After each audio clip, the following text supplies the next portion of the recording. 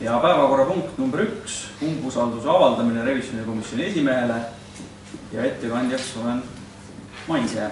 Et revisjonikomisjonil on vastavad tööplaanil siis õigeaegselt esitamata oma töö tulemused ehk siis aktid ja 2014. aasta eest on siis 4 tööplaanis olnud ülesandest korrektselt esitamata 3 ja 2015. aastast 3 tööplaanis olnud küsimusest esitamata on 2.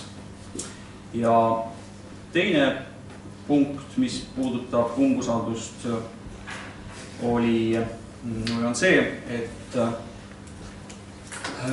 revisjonikomisjoni esimees Indrek Käo siis jalgpalliklubi Lootus presidendina on siis jalgpalliklubi Lootus on saanud siis linna käest aastal 2012 toetust 13 000 euri Lootuspargi tribüünide rajamiseks. Ja kui nüüd sügisel hakkasime uut valla eelarvet vastu võtma, kõigepealt arengukava ja siis eelarvet, siis Lootus küsis uuesti 30 000 euri tribüünide lõpuni ehitamiseks, kus siis volikogu lõpuks otsustas, et eraldatakse 15 000 euri tribüünide lõpule ehitamiseks. Ja samas siis volikogus Indrek Käo ütles, et senimaani siis Põlva linn ega vald ei ole tribüünide ehituseks Lootusele raha eraldanud. Ja asja uurimisel selgus siis see, et tegelikult on alla kirjutatud leping Põlva linnavalitsuse ja Lootuse ehk siis Indrek Käo allkirjaga Lootuse poolt alla kirjutatud leping Põlva linnaga, kus on siis sihtotstarbeliselt linn nõus andma 13 000 euri tribüünide ehituseks. Ja asja uurimisel selgus, et kuludokumendid ehk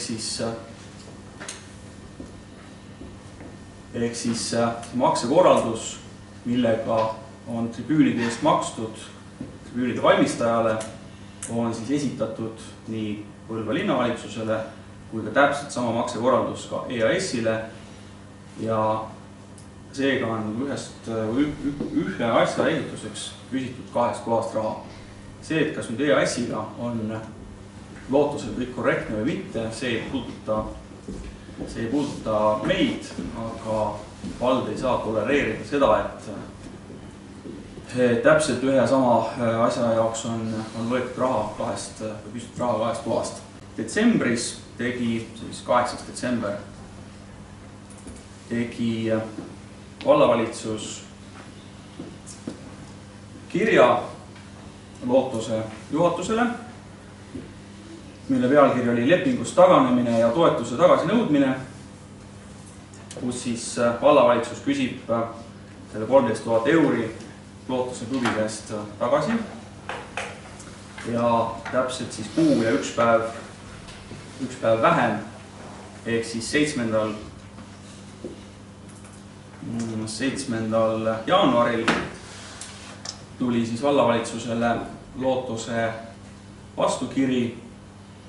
See on täpselt sama kiri, millega siis eile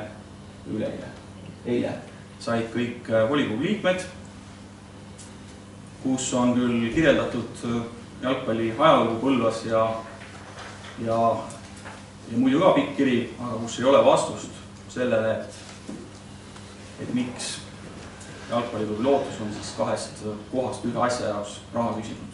Seega on volikogu osad liikmed seisukohal, et Indrek Käo ei sobi revisjonikomisjoni esimeheks ja teeme siis ettepaneku umbusalduse avaldamiseks. Projekt Lootuspargi 3. etappi ehitamiseks oli üks tervik. Tribüünid oli üks väike osa sellest ja Põlva linna toetused, millegipärast ei taheta nagu rääkida üldse jooksurajast, räägitakse ainult tribüünidest. Täpselt selle projekti kaasfinantseeringu osad. Lisaks kaasfinantseerijad olid jalgpalliklubi Lootus ise, Eesti Jalgpalliliit, nii et Põlva vald lepingust taganemise nõude kirjaga on ilmselgelt lähtunud vale faktidest või siis tahtlikult jätnud nagu tähelepanuta, et jutt käib ikkagi projektist Lootuspargi 3. etapi ehitamine, mitte mingisuguste eraldi tribüünide ehitamine kuhugi eraldi kohta. Aga ma saan siis aru, et viga on nagu selles, et sa esitasid ühe arve kahele rahastajale, kui vähemalt Kuldari jutus.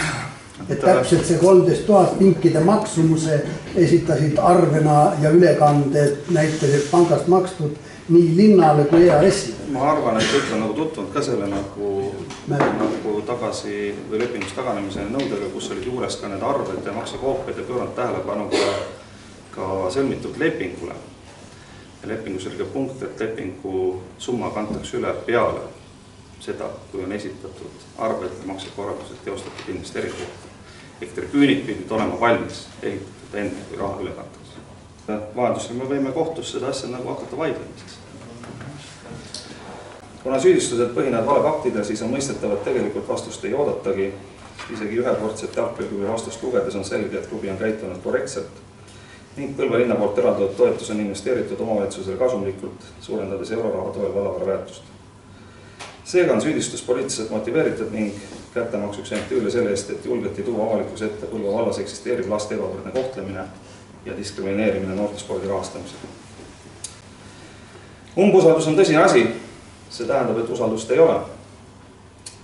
Võin teile kinnitada, lugupeetud umbusaldusele allkirja andnud volikogu liikmed, et ka minul ei ole teie vastu usaldust. Umbusaldus on esitatud Indreku kui revisjonikomisjoni esimehe vastu. Mina tunnetan, et see on Indreku kui jalgpalliklubi Lootus presidendi umbusaldus või jalgpalliklubile ärapanemine. Ma ei taha süüdlasi otsida, kuid vastasseis jalgpalliklubi Lootus versus spordikool, jalgpall versus käsipall, see ei arenda kumbagi spordiala ja ei tee au Põlvale. Mulle tundub, et eriti tuliseks on vastasseis läinud 2015. aasta sügisel. Oleme sellest lugenud ka vallalehest vallavanema veerust. Jah, mõne jalgpalliklubi lapsevanema ütlemine on läinud üle piiri. Võib-olla ka Indrek on ütelnud valusasti, kuid see ei ole põhjus umbusaldamiseks.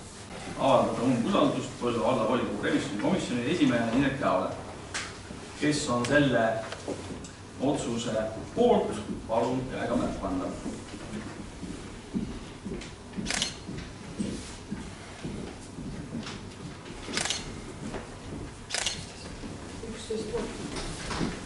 Üksteist poolt, kes on vastu?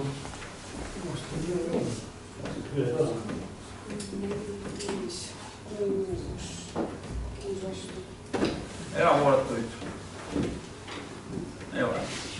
11 poolt, 6 vastu, 1 erapooletuid ei olnud. Siis umbusaldus läbi ei lähe, sest et vaja oli volikogu koosseisu häälteenamust.